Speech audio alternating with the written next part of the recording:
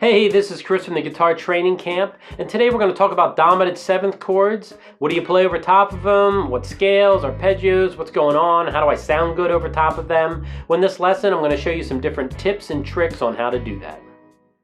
All right, let's say we're playing in the key of E, and we come up on the 5 chord, and it happens to be a B7 chord. So let's talk about a couple different options that you can use, or different ways to kind of go about soloing over top of that B7 chord before it goes back to E. So the first option is going to be over this B7 chord, going to E, 5, 7 to 1. Your first option, the most probably the most obvious, simplest option, is just keep soloing over E major. Because if we're in the key of E major, then that scale works.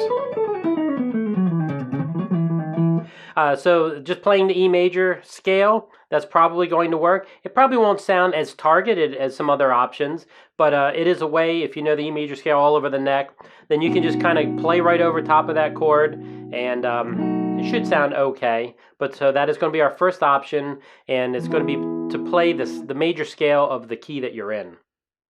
Now let's take a look at another option.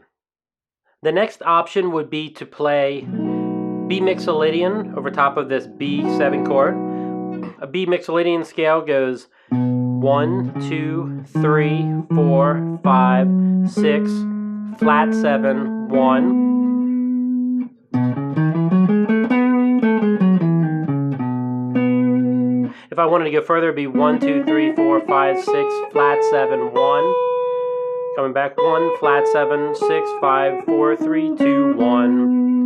You may say, well, wait a minute, this kind of feels like E major. And that is correct. It's the exact same fingering as an E major scale, but it is the fifth mode of E Ionian or E major. It's B mixolydian. So if you're like, well, what's the difference? There's not a whole lot of difference, except depending on how you phrase it. If you're going to play it like it's a B mixolydian, then you probably want to focus more on the roots, thirds, fifths, and the flat 7.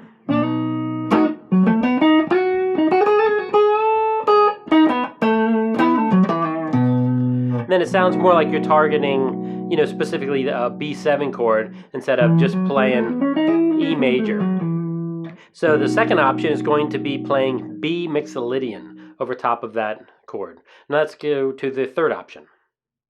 The third option would be just to play the arpeggio, which would be 1, 3, 5, flat 7, 1, 3, 5, flat 7, 1. You can get 3 up here. So it's 1, flat 7, 5, 3, 1, flat 7, 5, 3, 1. You can get flat 7 down here. You kind of can't go wrong with those notes because they're in the chord.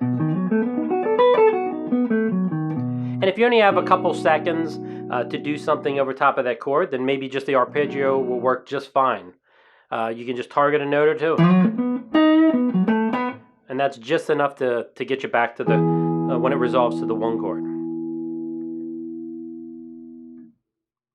Now let's go ahead and take a look at the next option. The next option would be just to play over this B7 chord, just to play B major pentatonic, where it goes 1, 2, 3, 5, 6, 1, 2, 3, 5, 6, 1. Coming back 1, 6, 5, 3, 2, 1, 6, 5, 3, 2, 1. So the pentatonic works well.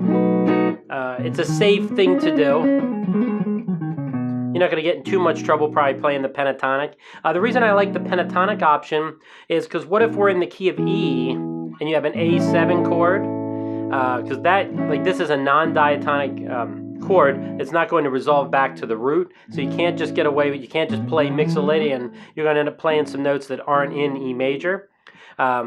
So when you run into that problem where you have a dominant 7th chord that is not resolving to the root, then the pentatonic is a good option, especially if you're not on it very long.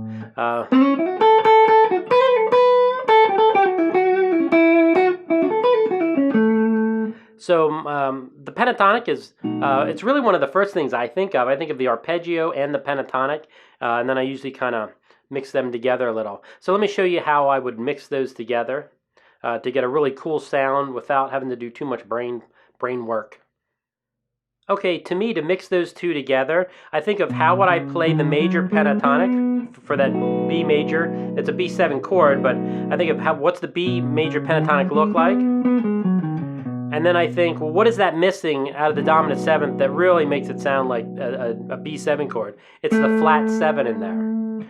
So I play my 1, 2, 3, 5, 6, and 1. But if you put that flat 7 in there, you're really playing 6 out of the 7 notes of the B Mixolydian scale. So I'd say, to me, in my brain, that's easier because I'm just playing B major pentatonic and I'm just adding in the flat 7s.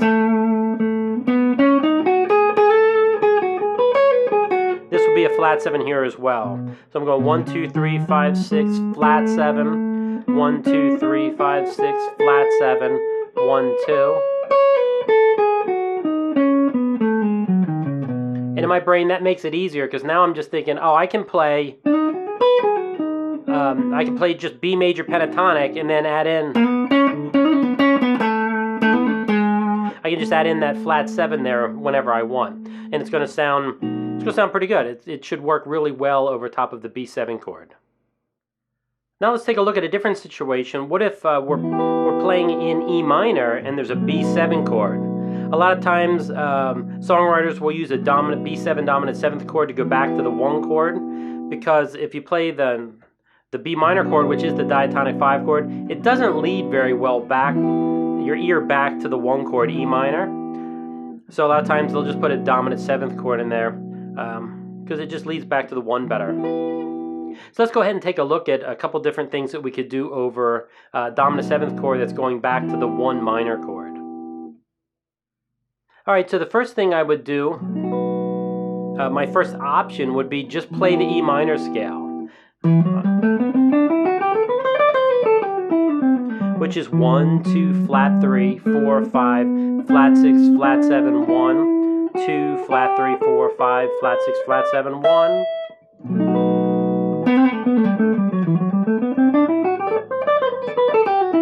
It should work fine. It's not going to have the third there of the B7 chord, but in general it's going to sound pretty good, and you don't have to do a lot of work, especially if it's a chord that's going to go by pretty quickly. If you're a fast guitar player, you can just kind of play quickly over that and it should sound fine. So that's probably your first easiest option, is just keep playing in the scale that you know and love, E minor. Now let's take a look at a second option. For the second option, we're going to go ahead and do the arpeggio again, because you can't go wrong with that. Because those notes are, they're actually in the chord, so they will work fine. But now I'm going to show you a more advanced way to play over top of that B7, going back to E minor. That sounds really cool. It sounds kind of exotic, and it works well over this situation when you're going from a dominant 7th back to the 1 chord. So let's go ahead and take a look at that. Alright, the last but most complicated way to play over this B7 to E minor is going to be, you're basically playing a Phrygian dominant scale. And what that is, it goes 1, flat 2, 3, 4, 5, flat 6, flat 7, 1. If I go up another octave, 1, flat 2, 3, 4, 5, 6, flat 7, 1. Coming back, 1, flat 7, 6, 5, 4, 3, flat 2, 1, flat 7, flat 6, 5, 4, 3, flat 2, 1. So the reason this works well is it has the notes that are in the arpeggio for B7, but then it also adds in some of the notes out of the E minor scale. So when you put it together,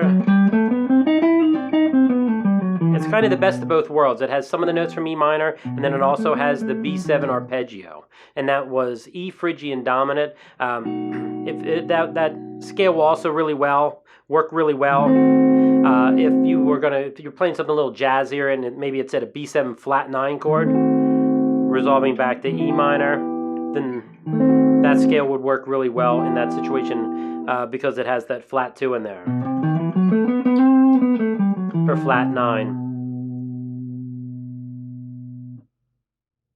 The last thing I'm going to suggest is mixing up your major and minor pentatonic.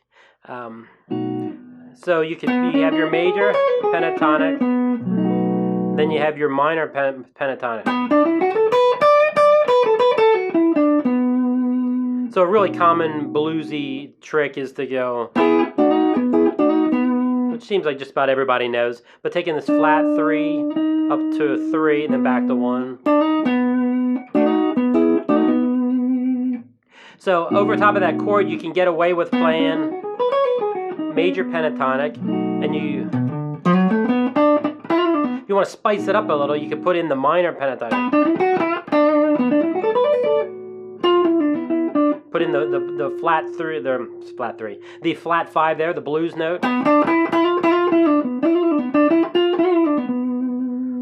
So you can mix up the major and the minor, and that has a really cool kind of a little gutsier sound. But that's my last suggestion of how to play over a dominant 7th.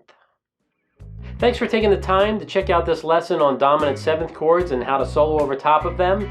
If you like this lesson and you want to see more by the Guitar Training Camp and GuitArmy, make sure you subscribe to this channel and also hit that notification bell, so that way you get notifications when we come out with new lessons. I look forward to see you in the next lesson.